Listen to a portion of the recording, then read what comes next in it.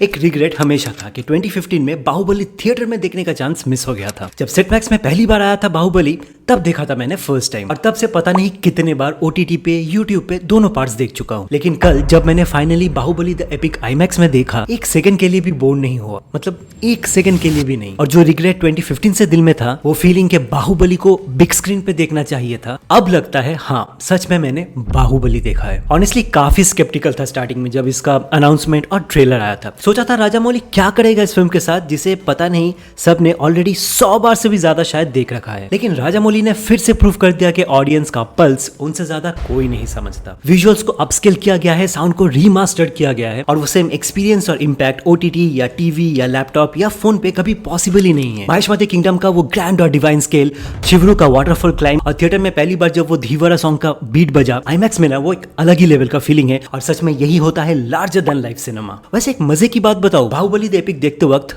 पहली बार रियलाइज हुआ कि भल्लाल देवा का बेटा भद्रा एक्चुअली अधिविशेष है। इतने बार देखा था पर कभी नोटिस ही नहीं किया। आपने कभी ये चीज स्पॉट किया था क्या? कमेंट में बताओ। और हाँ देखो, Baahubali officially top 5 most watch Indian films में आता है, और इस लिस्ट में ये एक लौता साउथ इंडियन फिल्म है, बाकी सब बॉलीवुड का है। देखो ये वर्जन ऑलमोस्ट एक सिंगल 4 आवर लॉन्ग फिल्म है, मतलब बाहुबली द बिगिनिंग और कंक्लूजन को सीमलेसली जोड़ दिया गया है। कुछ सीन्स कट किए गए हैं, कुछ रीअरेंज्ड और कुछ नए भी ऐड हुए हैं। पहले दोनों पार्ट्स मिलकर 5 घंटे के आसपास था, अब ये वर्जन 3 आवर 44 मिनट्स का है। अब मैं आपको बताता हूँ कि इस री एडिटेड वर्जन में क्या नया है। अवंतिका मतलब तमन्ना भाटिया का कैरेक्टर जो पहले ऑलमोस्ट 30 मिनट्स का था, इस वर्जन में ऑलमोस्ट ट्रिम कर दिया गया है। राजामौली ने खुद एक वॉइस ओवर में एक्सप्लेन किया अवंतिका कौन है, कैसे बाहुबली उससे मिला, और कैसे दोनों एक दूसरे के साथ लड़ते लड़ते प्यार में पड़ गए। और ऑनेस्टली ये वॉइस ओवर इतना टाइट था कि जो कहानी का फ्लो है, मतलब जो आप ऑलरेडी देख चुके हो, वो बिल्कुल ब्रेक नहीं होता है। थोड़ा शॉर्ट किया गया है लेकिन थ्रिल स्टिल इंटैक्ट है। और हाँ, पच्चा बोटीसिना सॉन्ग इस वर्जन में नहीं है। शिवरू के कुछ चाइल्डहुड सीन्स भी रीअरेंज किया गया है, मतलब इस बार पहले उसे ऊपर से वो मास्क मिलता है,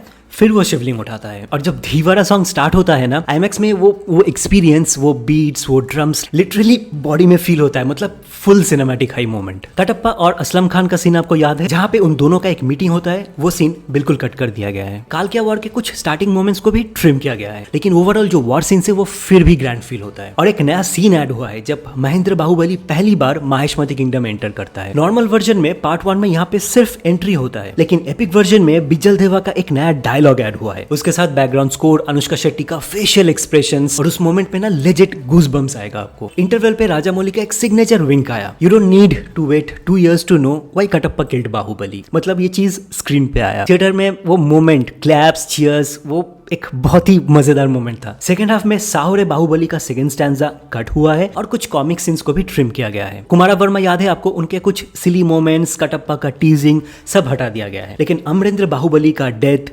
शिवगामिनी का गिल्ट, ये सब और भी ज्यादा इमोशनल डेप्थ के साथ लैंड करता है। और फिर क्रेडिट्स के बाद एक टीजर ड्रॉप होता है, Baahubali the eternal war part 1 2027 release. वैसे मैं आपको बता दूं कि राजामौली ने इसे लिखा तो है, ईशान शुक्ला इसे डायरेक्ट कर रहे हैं, और यकीन मानो मुझे बिल्कुल आइडिया नहीं था कि ऐसा कुछ आने वाला है। और ये जो टीजर है ना, वो लिटरली बियॉन्ड पीक लगता है, मतलब टोटल सरप्राइज लेकिन फुल धमाका। उसकी मृत्यु उसका अंत नहीं, आरंभ था। शिवगामिनी के वॉइस से शुरू होता है, और वो कहती है कि अमरेंद्र बाहुबली का डेथ सिर्फ एक एंड नहीं था, एक कॉस्मिक जर्नी का स्टार्ट था। इसका मतलब समझ रहे हो ना आप? और हाँ, एक चीज आपको याद रखना पड़ेगा, ये बाहुबली पार्ट 3 नहीं है, ये एक स्टैंड अलोन एनिमेटेड फिल्म है 120 करोड़ बजट के साथ। देखो मैं तो अभी से क्यूरियस हूँ कि क्या दिखाया जाएगा इस कॉस्मिक वॉर में। अगर आपको कुछ आइडिया है कमेंट्स में डेफिनेटली बताओ। बाहुबली द एपिक सिर्फ इंडिया में नहीं, ग्लोबली भी धमाका कर रखा है। IMAX री रिलीज के लिए US और गल्फ में फुल क्रेज है। देखो बाहुबली एक ऐसा मास्टरपीस है जिसे आप जितने भी बार देखोगे उतना अच्छा लगता है। राजामौली ने सिर्फ एक मूवी नहीं बनाया था, एक मोन्यूमेंटल एक्सपीरियंस क्रिएट किया था, जिसने साउथ इंडियन मूवीज को